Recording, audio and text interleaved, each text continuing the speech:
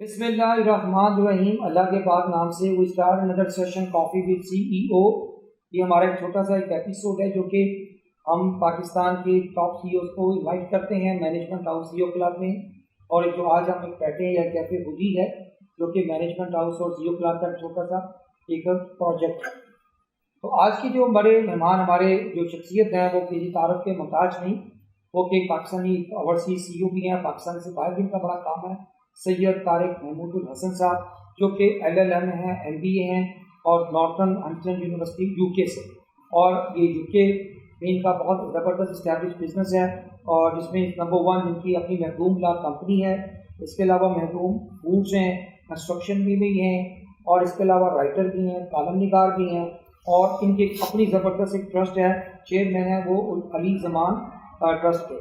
اور اس کے علاوہ ان کی اور بھی بڑے فیدرز ہیں جو انہوں نے زندگی میں بڑا ہمبل سٹارٹ کیا اور کیسی ہے اسکریچ سے لے کر انہوں نے ایک اپنی امپائر بنائی, اپنی بلڈنگ بنائی اپنی بزنس کی, اور اس کے اندر ایک بڑا فلنتھراپک کام کر رہا ہے. تو please welcome to Syed Tariq Mahmood Al-Hassan صاحب. سر ویلکم ٹو بہت شکریہ جی. C O club Pakistan and management house. Sir کیسا لگا آپ کو سی او کلب اور دیٹس ویری ونڈرفل.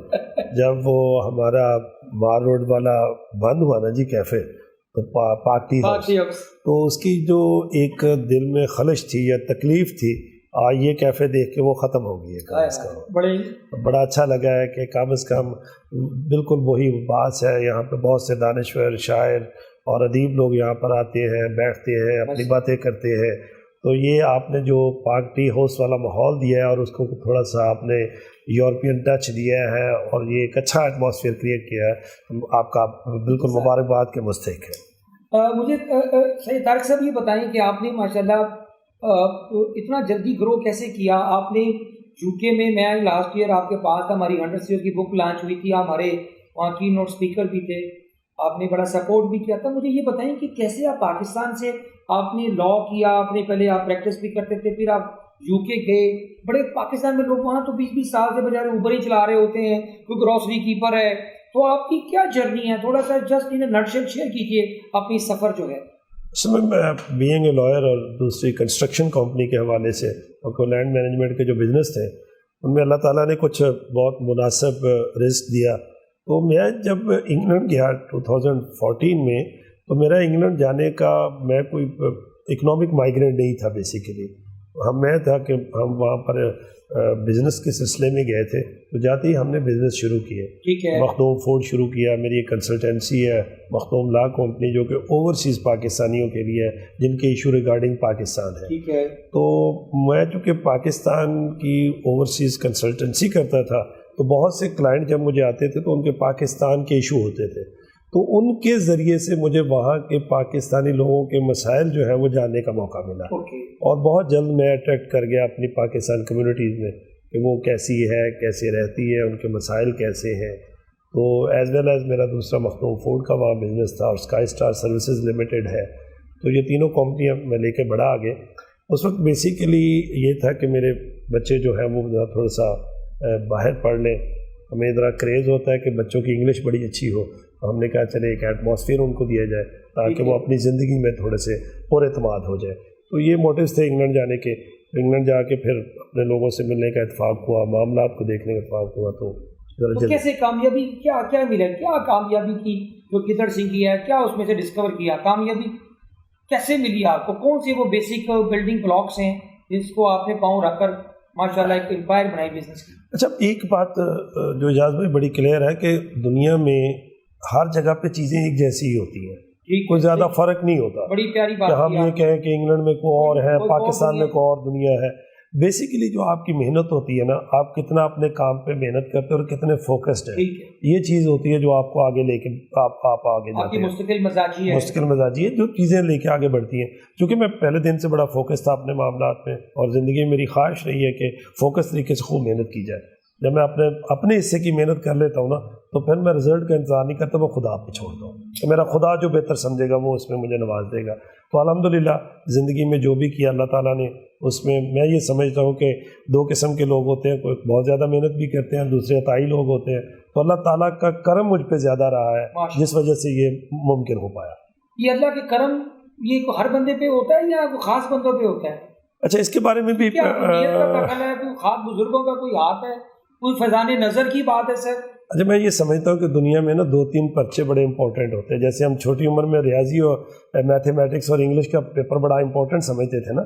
زندگی میں پہلا پیپر ہوتا ہے آپ کی ماں باپ کے ساتھ آپ کا سلوک کیا تھا, تو ماں باپ کی آپ نے کتنی خدمت کی ہے, بہن بھائیوں کی کتنی کی ہے, پھر عزیز و اقارب اور ارد گرد کے لوگوں کے جو پرچے ہیں وہ پاس کیے ہیں.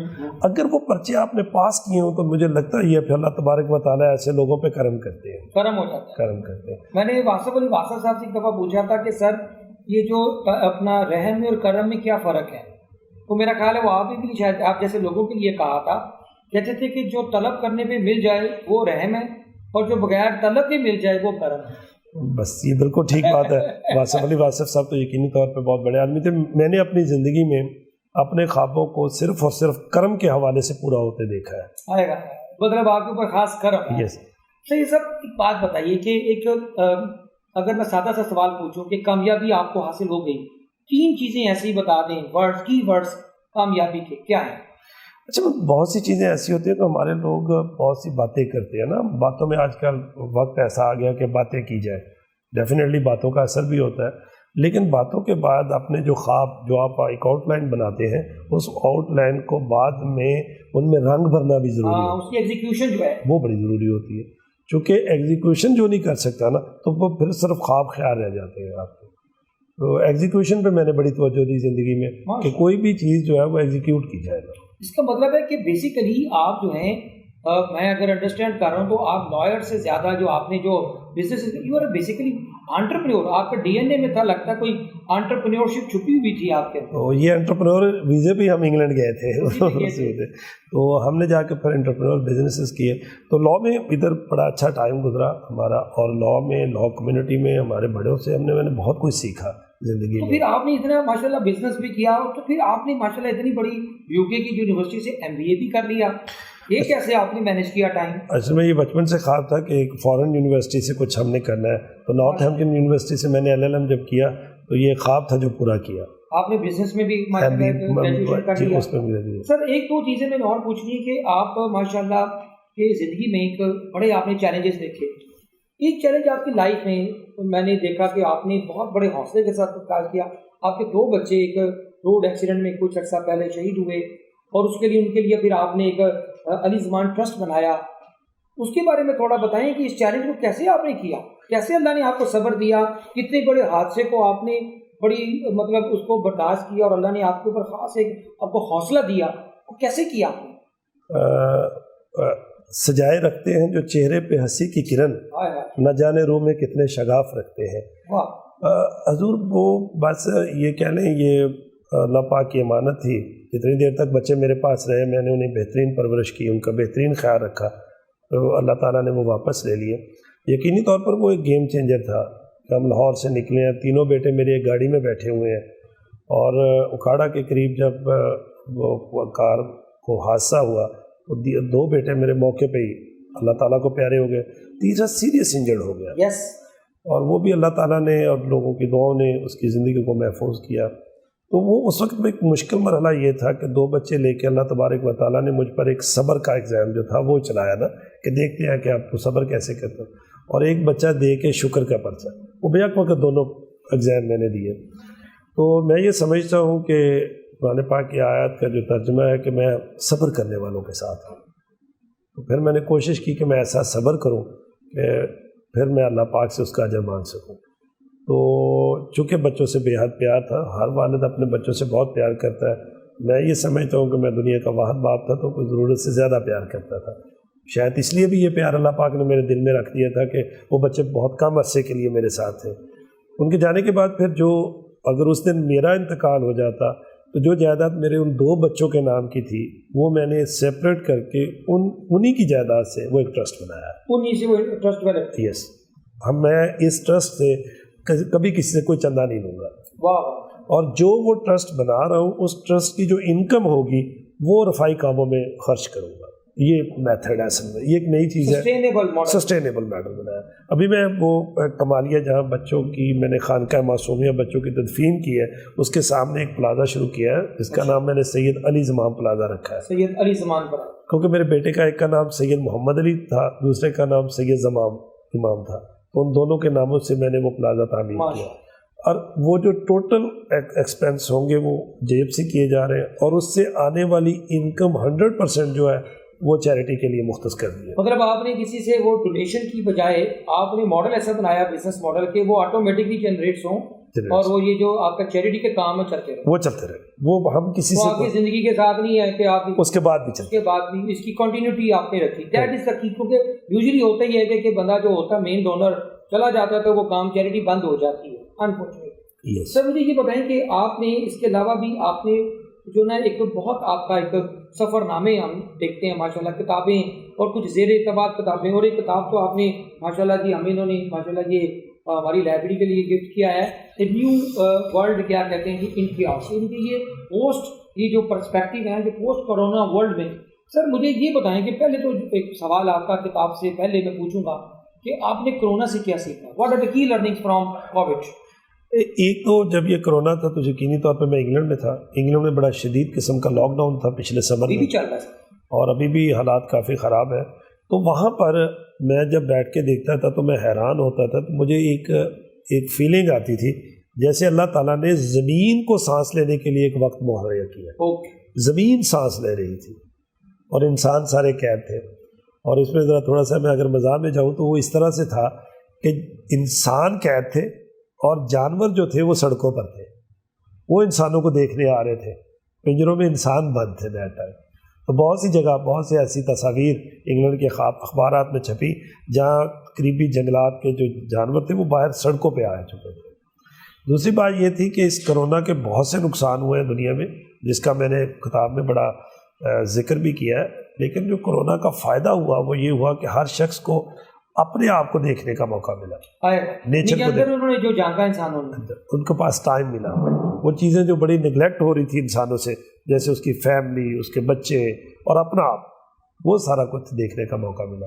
میں ان 4 ماہ میں جو شدید قسم کے لاک ڈاؤن میں وہاں انگلینڈ گھر میں تھا، اس میں بڑا دیکھا میں نے کہ میں نے یہ کتاب بھی اسی وقت لکھی تھی، ورلڈ ان کیوس، اور اس میں نے کوشش کی کہ کچھ ملکوں کی ایسی ہسٹری جو لوگ جاننا چاہ رہے ہیں وہ لکھی جائے، ان کے پہلے حالات کیا۔ اس کتاب کے بارے میں اگر سوال پوچھوں کہ world in chaos in nutshell اس کی کیا سمری ہے، کیا اس کا کانسیپٹ ہے، کیا کی لرننگز آف دس بک؟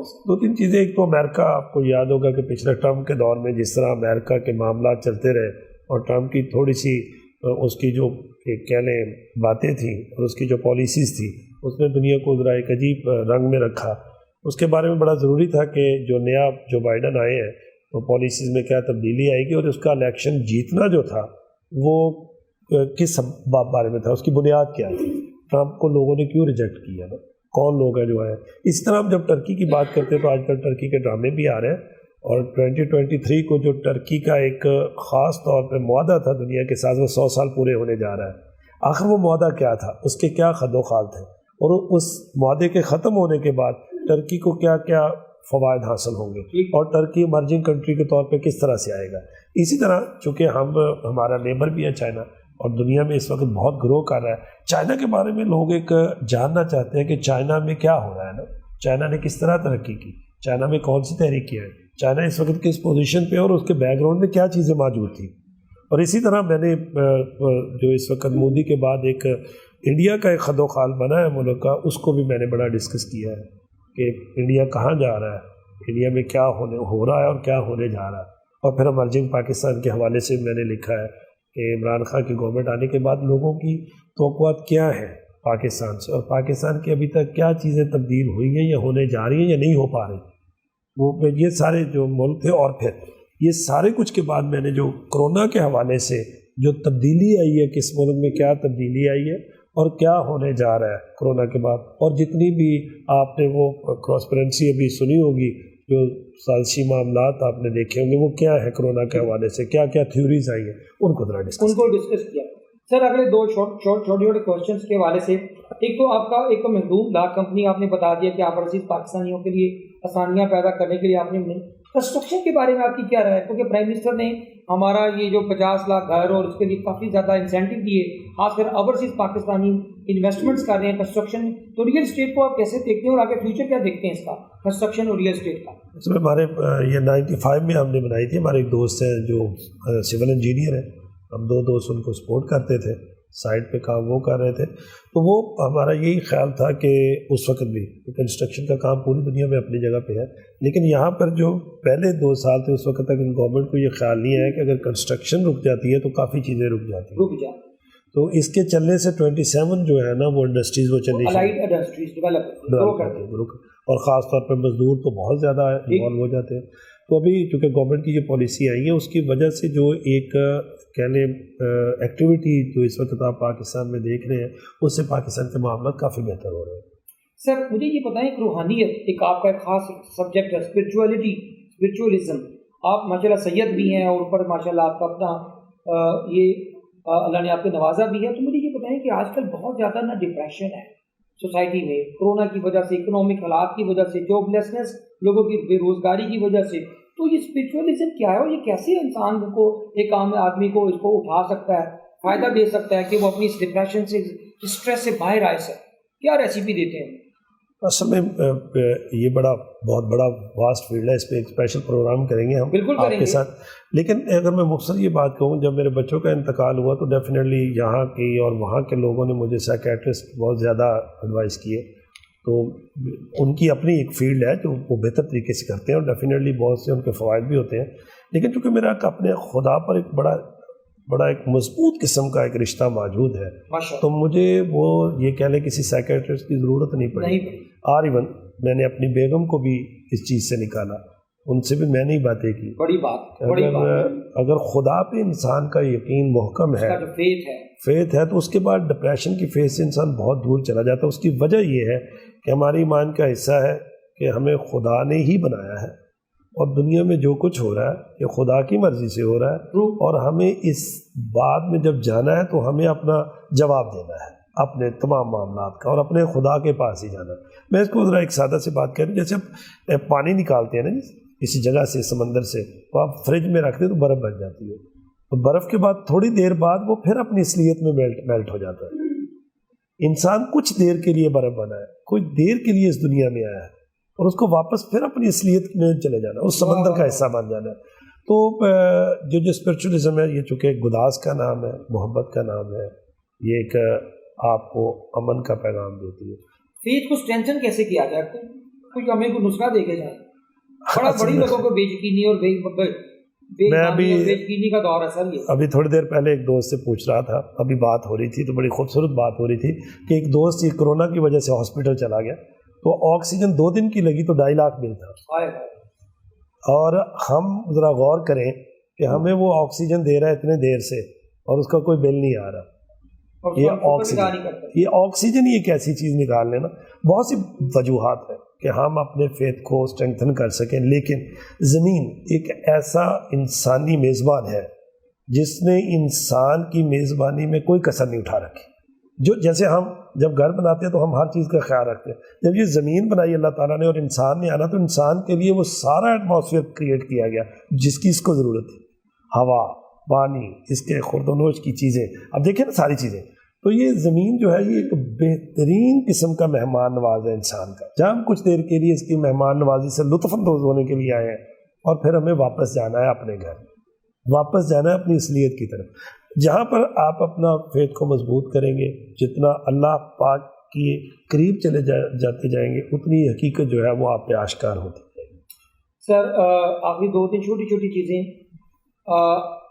طارق صاحب سب سے بڑی achievement you are really proud of, آپ کو بڑا اس پہ اچھا پتہ نہیں اس میں بڑا اچھا لگتا ہے کہ میری سب سے بڑی لائف کی اچیومنٹ؟ میں نے بہت سی چیزوں پہ غور کیا، لیکن پتہ نہیں کیوں بڑا ڈفرینٹ سائڈ پہ چلی جاتی توجہ. میں نے اپنی زندگی میں جو اپنے ماں باپ کی خدمت کی نا اس پہ مجھے بڑا فخر، آپ کا پرائڈ ہے، وہ میرا پرائڈ ہے. سچی بات، باقی کوئی چیزیں، یہ ساری چیزیں میں سمجھتا ہوں زندگی ہوتا ہے وہ باقی تو چلو زندگی کے معاملات تھے. سر میں نے رشتوں کو بڑی اہمیت دی، رشتوں کا بڑا خیال رکھا. وہ جو رشتے میں نے سنبھالے، جو رشتوں کا نبھا کیا، اس میں کبھی کبھی بڑا فخر فیل کرتا ہوں. سر مجھے یہ بتائیں کہ اس کے علاوہ رشتوں کے علاوہ آپ مجھے یہ بتائیں کہ ہر بندے کا کوئی نہ کوئی ایک استاد ہوتا ہے، ایک مینٹور ہوتا ہے. آپ خود لوگوں کے مینٹور ہیں، کئیوں کو آپ ایڈوائز کرتے ہیں. تو طارق صاحب تو کون سے مینٹور ہیں، ایک دو تین جو جن سے آپ نے سیکھا یا آپ آپ کے لیے وہ رول ماڈلس ہیں؟ اصل میں نے بہت زیادہ مداح تھا مولانا روم کا. میں نے کوئی 11 دفعہ کونیا کا دورہ کیا ہے. کونیا جی، یہ مولانا روم کا وہاں مرکز ہے. بالکل کونیا. تو کونیا میں جاتا ہوں تو بڑا ایک روحانی سکون بھی ملتا ہے، کیونکہ مصنوعی روم سے میرا بڑا شغف تھا. تو میں نے یہ سمجھا کہ بہت سی چیزوں کو جس خوبصورت طریقے سے ایکسپلین کیا مولانا روم نے، اور اس کے بعد پھر علامہ اقبال نے بھی کہا کہ وہ میرے استاد ہیں، جس طرح علامہ اقبال ان کی چیزوں کو لے کے چلے، ان کے افکار کو. تو مولانا روم جو ہے وہ میں سمجھتا ہوں کہ انہوں نے میرے لیے، وہ آپ کے روحانی اسپرچول مینٹور ہے. سر آپ مجھے یہ بتائیے کہ آپ نے اقبال کی ذکر کیا، آپ کیفے خودی میں بیٹھے ہیں، اقبال کا کوئی جملہ، کوئی شعر، کوئی دل کی ایسی چیز جو خودی کو، بس وہ یہی کہہ لیں، آپ نے خودی پہ بات کی تو ذہن میں خودی کو کر بلند اتنا کہ ہر تقدیر سے پہلے خدا بندے سے خود پوچھے بتا تیری رضا کیا. واہ واہ، یعنی کہ یہ اصل میں انسان کی جو بلندی ہے نا. اصل میں یہ بات ایک اور اسی پہ میں جو کرنا چاہ رہا ہوں، ایک چھوٹی سی بات کر، جب ایک خاص شدت لائیں گے نا آپ اپنی چیزوں کو حاصل کرنے کے لیے، ٹھیک شدت لانا ضروری ہے، تو خود بخود فطرت جو ہے، اللہ پاک کے قوانین آپ کی مدد کے لیے تیار ہو جائیں گے. The whole universe conspires in favor of you. ہر چیز آپ کی پھر وہ ہوتا ہے لا آف اٹریکشن ہے کہ آپ کو ہر چیز آپ کو پھر آپ کے راستے صاف ہونے شروع ہو جائیں. لیکن وہ شدت کا آنا ضروری ہے، اس کے بغیر دیکھیں نا، آپ جہاں آپ ایڈجسٹ ہوتے جاتے ہیں نا، فطرت آپ کو وہیں چھوڑتی چلی جاتی ہے. ٹھیک ہے آپ ایڈجسٹ ہیں، ٹھیک ہے. جہاں آپ اور سے اور کرنے کی کوشش کرتے ہیں، اور اس کرنے کے لیے جو شدت اختیار کرتے ہیں، وہ شدت جو ہے وہ متوجہ کرتی ہے نظام کائنات کو کہ وہ آپ کی مدد کرے. واہ واہ، یہ آپ کا سیکرٹ آف سکسیس آج سمجھ آیا ہمیں. سر کتابیں ایک آدھی ریکمینڈ کریں ہمارے ریڈرز کو، سننے والوں کو. میں وطن واصف علی واصف پڑھتا ہوں. بہت سے ہمارے اچھے دوست ہیں جو آج کل بہت خوبصورت طریقے سے چیزیں کر رہے ہیں.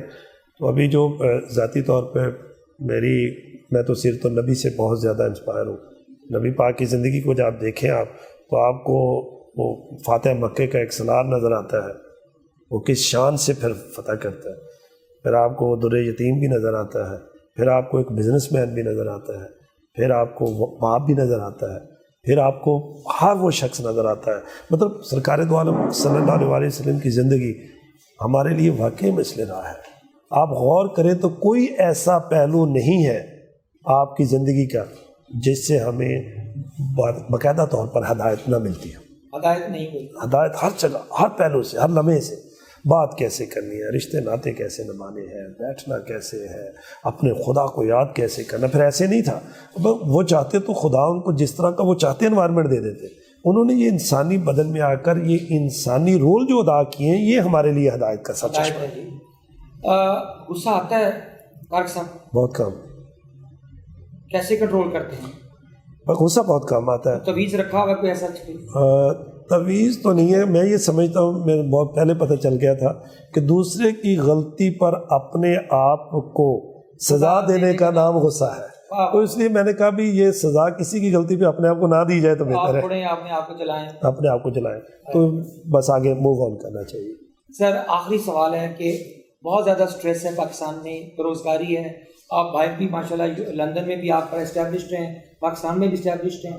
بچوں کو کیا موٹیویشن دیں گے، کیا میسیج آف آپٹیمزم، ہوپ، امید کا میسیج دیں گے کہ ہماری نئی نسل کے بچوں کو کہ پاکستان میں بہت بڑی اپرچونیٹیز ہیں، پاکستان از اے لینڈ آف اپرچونیٹیز، کیا دیں گے سر؟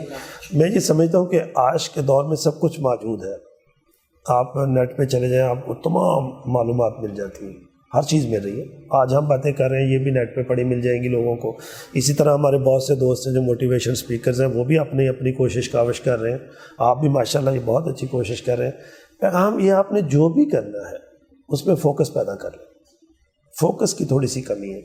نوجوان لوگ جو ہیں وہ نالج رکھتے ہیں، فوکس نہیں کر پاتے اپنے ایمز کو حاصل کرنے کے لیے. اگر وہ فوکس کر لیں اپنی زندگی کو تو وہ نتائج لے سکتے ہیں جو وہ ابھی نہیں لے رہے. تو میں یہ سمجھتا ہوں کہ focus is very important. Focus is very important.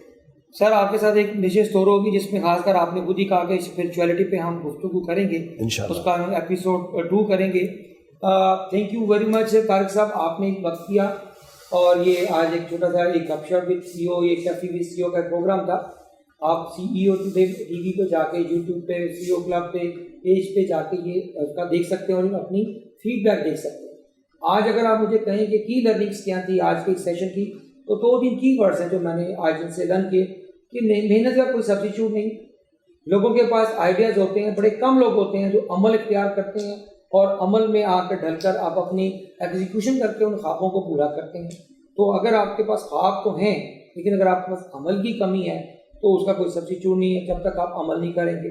تیسری چیز جو آج میں نے لرن کیا وہ تھا فیتھ اور یقین.